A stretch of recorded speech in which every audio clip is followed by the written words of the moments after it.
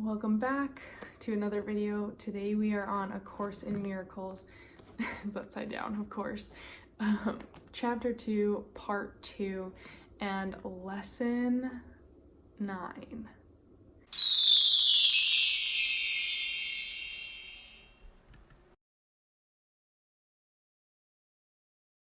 So for those who don't know me, my name is Michelle. I'm a holistic life coach and a Reiki Master, and I am here to help you live your truth. So thank you for being with me, for joining me on A Course in Miracles, and let's get into it. So with Chapter 2, Part 2, it's called The Atonement as Defense.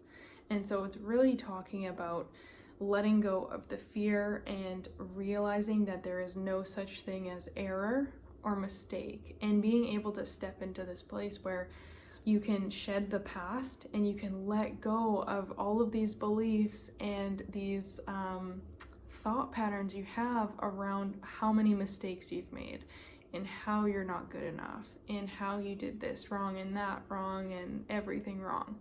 Because when we're living in a place of that, firstly, it's an illusion. There's no such thing as a mistake, and that's kind of what this chapter goes into.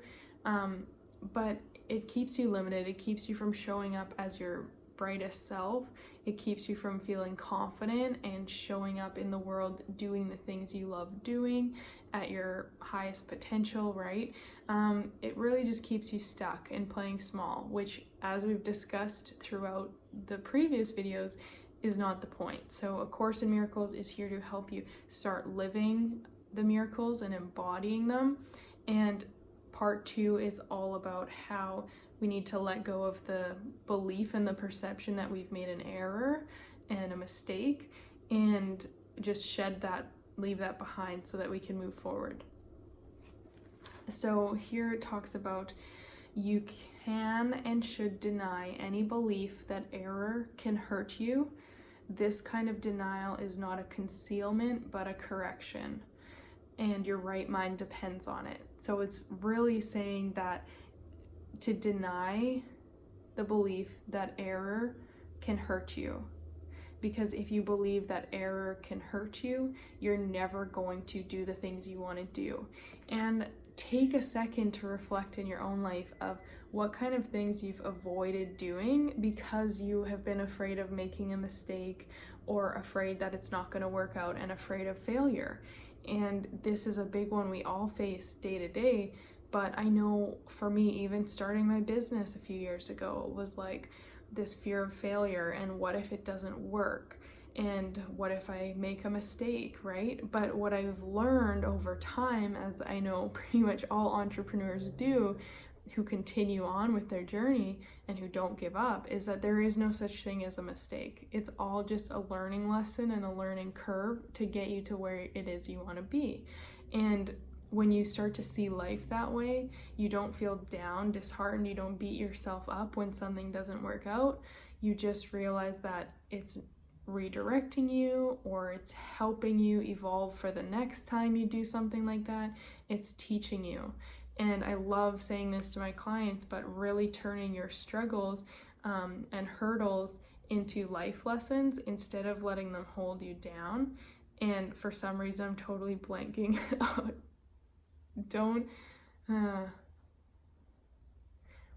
It's up to you if you choose to see your hurdles as limitations or lessons. That's what I always say. Totally blanked on it, but I do actually always say it. Anyway, another thing it talks about in here is that you can defend truth as well as error, and it's just important about what are you defending and what is it doing for you. So how I like to look at this is like a lot of people fight for their limitations instead of fighting for their freedom. They choose to defend the error, the mistake, the negativity, the lack, all of that. They believe that this is the truth, and they're gonna fight you about it, right? Like, life is hard and the economy's bad and it's so difficult to make money, and I'll never be able to work a job I love. That doesn't exist. It's not possible. I'll never meet my soulmate. There's no such thing as a soulmate, right? Most people are fighting for the limitations, and that is where they go wrong, and that's why they stay stuck in the struggle and really unfulfilled. But if you fight for the truth, which is that there's an abundance of opportunity, there's an abundance of potential, there's so much beauty in the world, there's more money than we even know, like all of these different things, everything is possible in this day and age. You can make a job out of anything, and what more fulfilling way to work than to do something you love, right? If you choose to fight for those kind of beliefs, for that truth, you're going to find that in your life as well. So really about being aware of what you're defending and what you're fighting for. So one other part I really love is that it says, firstly, learning is temporary, but you can learn to improve your perceptions and become a better and better learner. So same thing, you can choose what you give your power to. If you believe that you know everything, or you believe that learning is hard and you don't remember things, you don't retain it, that's what you're going to see in the world. But you can choose to continue to learn, to improve, to become better each and every single day, instead of being held back by what you perceive as an error or a mistake. Just keep learning, just keep evolving, keep growing. And to me personally, that's what I really believe we are here on earth to do, is to just evolve and to just step even more higher into, even more up and up into our higher selves, is what I believe. So it takes evolution, it takes trial and error, but error in the sense of it's not a mistake, it's not a failure, it's just an attempt, and now you've learned, and now you can move on and continue to grow up and up and up. Evolution is a process in which you seem to proceed from one degree to the next. You correct your previous missteps by stepping forward. I couldn't have said it better myself. And this kind of action frees yourself from the past as you go ahead. It undoes your past errors, therefore making it unnecessary for you to keep retracing your steps without advancing to your return. So by continuing to grow and moving forward and evolving, you're leaving the past behind, you're leaving that limitation and feeling of inadequacy behind, and you're moving forward free into the next place, into the next level. So that is this part, this chapter 2. Let's get into the lesson. Okay, so lesson number 9, as you may have noticed, or maybe not, but these lessons might feel a little bit redundant.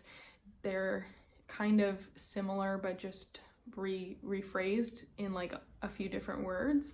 But lesson number 9 is, I see nothing as it is now. I see nothing as it is now. You might look at things and say, I'm looking at a window, because there's one right there, and I go, I do not see this window as it is now.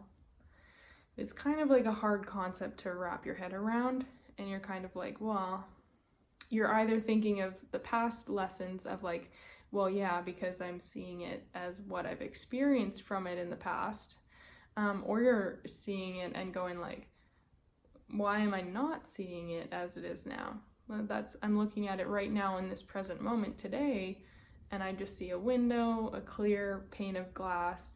I can see through outside. I don't know. So it's kind of a weird one to do, but you're supposed to look around and do this 3 or 4 times throughout the day if you can, looking at different things. Again, starting with those things that are very closely in your immediate surroundings, and then going further externally. So I could even be like, I do not see this shawl as it is now. And I do not see this book as it is now. And really just being open to what it is you see, and maybe what kind of thoughts come up for you as you do it. So for me personally, it does just help me revert back to like, I do not see this book as it is now. I'm kind of questioning like, well, what do I see then? And part of my mind immediately goes to, well, I guess I'm seeing the past and how I used to see it, or what I associate it with. And the other part of me goes, well, I don't know what I see, but I want to know more. Like, I see nothing as it is now. So what is it? What am I looking at then? And that's kind of the way my mind is handling this exercise. So let me know in the comments when you do this lesson. Let me know your thoughts and your own perspective. I would love to hear what you have to say and what came out of this one for you. Yeah, I don't know. It's an interesting one though, for sure. So comment down below. Let me know if you are here with me and you are working through this with me. Please give this video a thumbs up. Let me know that you enjoyed it, that you're here watching, and I will see you on the next video tomorrow.